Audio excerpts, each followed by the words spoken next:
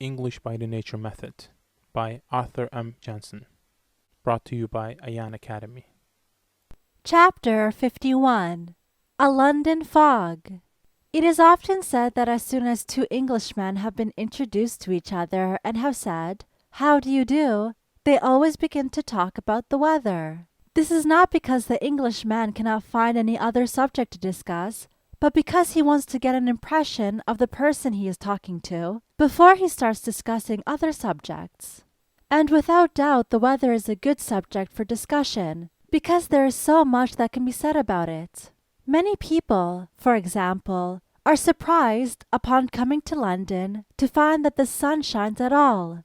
They expect to find either fog or rain. They have heard so much about the London fog that they are of the opinion that without a fog London is not London.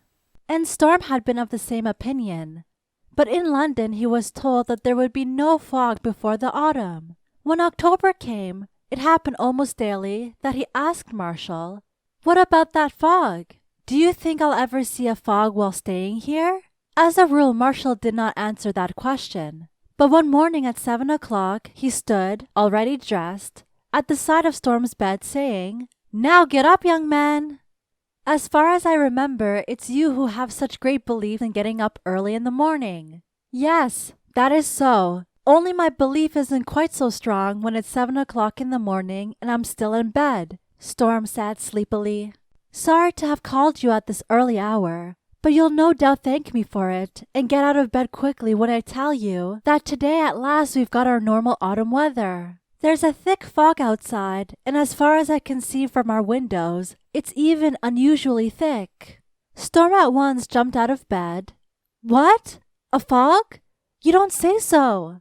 He ran to the window to see for himself and then turned to Marshall saying, "You're quite right. Well, the London fog does exist then." Marshall: "Yes, in fact it has come about a month earlier than usual, and, of course, we are not very pleased. Normally fogs come in November." An hour later Storm was sitting with the Marshalls round the breakfast table. The light in the room was on because it was as dark as night outside. "Storm, how dark it is, so late in the morning. It ought to be light at this time of the day." Mrs. Marshall: "Yes, it's extremely dark, but the fog is really quite unusually thick." Mr. Marshall: "I'm glad to say that as a rule it's not so thick. Sometimes there's a mist early in the morning. A mist is not so thick as fog. You will also find mists and fogs in the country. The mist is white and clean. This cannot always be said of the fog, which may be extremely dirty in towns with many factories." While discussing the subject of fog and mist, I'm afraid that Storm and I must leave now," Marshall interrupted his father. "It will take us more time to reach the office today on account of the fog." "All right, my boy, but you interrupted me in telling a little story. You shall have it before you leave." Marshall: "Well, who hasn't got time to listen to a good story? Go on, Dad." Mr. Marshall: "A man that was very drunk, having spent the whole evening drinking beer, called a taxi to take him home. There was a thick fog, and the taxi driver said that he couldn't possibly find his way to the suburb in which the man lived. However, the man offered him £1 if he would try, but the driver would not accept the offer. The man, who was so drunk that he was quite unable to get on a bus or a tram, increased his offer to £5. The driver at last agreed to take him, but said that he must first go upstairs for his brother. "What do you want your brother for?" asked the man. "I need a light in front of the taxi," the driver answered. "Oh, you don't have to go and get your brother. I can walk in front with the light myself," said the man.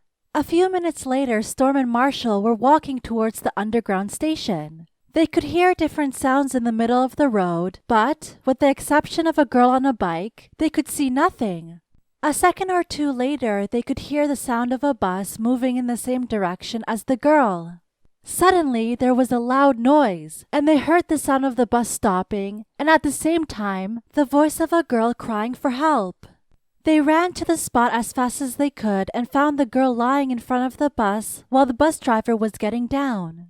The bicycle had been smashed. They could see that the girl was hurt, for her left knee was wet with blood, which was beginning to run down her stocking, making it quite red. She's very pale, and as far as I can see, her knee is rather badly hurt, Marshall said to Storm in a low voice. They both noticed that the natural color had gone from the girl's face. Something must be the matter with her head, too, for she's holding her hands to it as if in pain, Storm said. Marshall now helped the bus driver to lift the girl up from the ground, and then he asked her, "Are you in much pain?" at the same time trying to stop the blood running down from her knee by tying his handkerchief around her leg. She was doing her best to be brave, for she smiled and said in an almost natural voice, "Well, the pain in my head is bad enough, but I shall be glad if it is no worse than that. The worst thing about it, I think, is that my leg is hurt. I can't very well walk on it without help. Then my friend and I will walk with you or take you in a taxi to the nearest doctor and have him look at your knee," Marshall said. "Oh, thank you so much, but it's not necessary to go in a taxi. My own doctor lives quite near, and with your help I can easily walk the few steps to his house." Bus driver, I think we had better have a policeman look into what has happened too. Storm, then I'll try to get one instead of going with my friend and the young lady. Marshall and the girl now left, and Storm went for a policeman, and he had only walked 5 or 6 steps when suddenly one appeared. Storm told him what he knew about the accident, pointing towards the spot where it had happened. The policeman wrote it all down, after which he asked the bus driver, "How did the accident happen?" Bus driver, all I can tell you is that suddenly I saw a girl on a bicycle crossing the street in front of the bus. Before I could stop, the accident had happened. She was pushed over by the bus, but wasn't run over, and that, I think, was the only reason why she escaped death. Policeman, judging from what you and this gentleman have explained, her life must have been in great danger. I wonder if she knew that death was waiting just around the corner, so to speak. It seems as if the young lady must have been thinking of anything but buses coming from behind when she was crossing the street. But we'll have to talk to her about all this later in the day or tomorrow." The bus driver now started his bus again, and the policeman, having noticed that Storm was a foreigner, explained in a professional voice, "People ought to know that in a fog like this, they're in danger of being run down every time they cross the street. We have many bad accidents of different kinds at this time of the year. Last autumn, I remember, 2 buses ran into each other. 25 people were hurt, 5 of them so seriously that they did not live, but died before they had reached the hospital. Besides, a fire started in one of the buses so quickly that the driver had no time to get out and was burnt up together with the bus. Not a very pleasant way of meeting one's death, I must say. Another bad accident." Storm, who had heard enough of accidents and death, interrupted. I'm sorry, but I have to leave now to be in time for my work. Good morning." And then he hurried to the nearest underground station. While Storm had been talking to the policeman, Marshall and the girl had arrived at the doctor's and had told him what had happened. "Well, let's have a look at your knee," the doctor said, taking away the handkerchief. "I must say it is worse than I thought when I saw you enter the room. The pain in it is much worse now than just after the fall. I hope it isn't so badly hurt that an operation will be necessary." "No. You need not be afraid of that. There's no reason to use a knife on it. As to the pain, it's the effect of the fall, and it's always worse when some time has passed. But even if it's bad, you must be glad that no operation is necessary. An operation on the knee is a very difficult thing and sometimes of no effect at all. If the worst comes to the worst, the knee becomes stiff in such cases. But I'll give you something which will take the pain away very quickly." And indeed, what the doctor gave her had a very rapid effect, for in a few minutes the girl felt no pain at all. "Doctor, now take a taxi home and go to bed. I'll come tomorrow and see how you are." The girl, "Won't that be too much trouble to take for such a small matter as my bad knee?" Doctor, "Not at all. I'm paying daily visits to a young man not far from where you live." When Marshall had got a taxi for the girl and taken leave of her, he started for the office by bus. When he got off again, he suddenly saw Storm walking in front of him. They walked together the rest of the way to the office, telling each other what had happened since they left the place of the accident.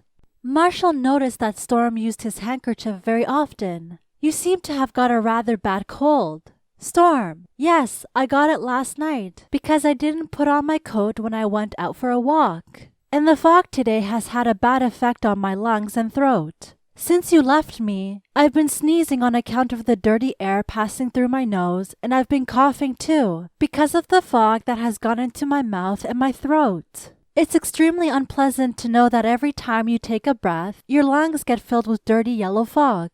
I shall be glad when this fog lifts so that I can once more take a breath of real fresh air.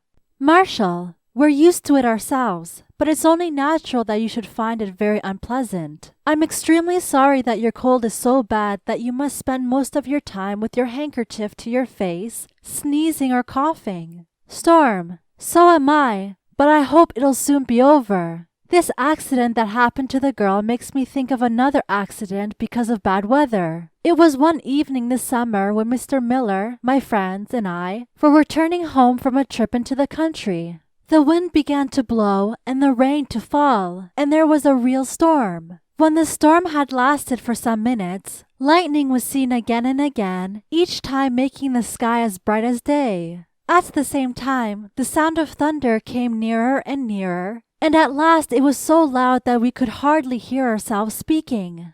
We hurried to the nearest farmhouse and stayed there as long as the thunderstorm lasted. The people at the farm got very nervous when they saw the lightning and heard the thunder, because their maid was out in it. It was not without reason that they were nervous, for when the thunderstorm had passed, she was found in the field, struck by lightning and badly burnt. I'm glad to say that she didn't die, but she had to stay in bed for several months. Only the other day I heard that she's all right again now. Exercise C. Grammar. There are some words which we call the indefinite pronouns. They are words like no, none, some, any, every, each. No is used as an adjective. Example: I have no money. If we want to use it as a noun, we do not say no, but none. Example: I have money, but you have none. When used as a noun about persons, no becomes nobody or no one. And when used about things, it often becomes nothing. Examples: nobody, no one, was at home. There was nothing I could do for him. Just the same is the case with the pronouns some, any, every. When used as nouns about persons, they have the form somebody, someone, anybody, anyone, everybody, everyone.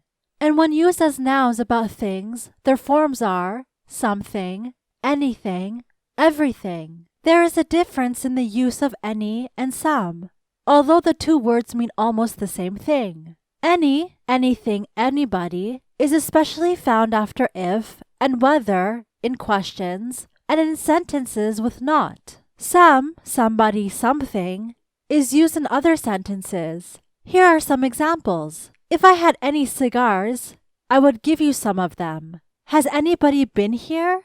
If anybody has been here, tell me. She has not been able to find anything. Have you got any money? No, I have not got any money. Have you? Yes, I have got some money. Each is used to say something about everyone of a number of persons or things. Every is used to say something about all of a number of persons or things. Examples: he read a new book each day of the week he stayed at our house.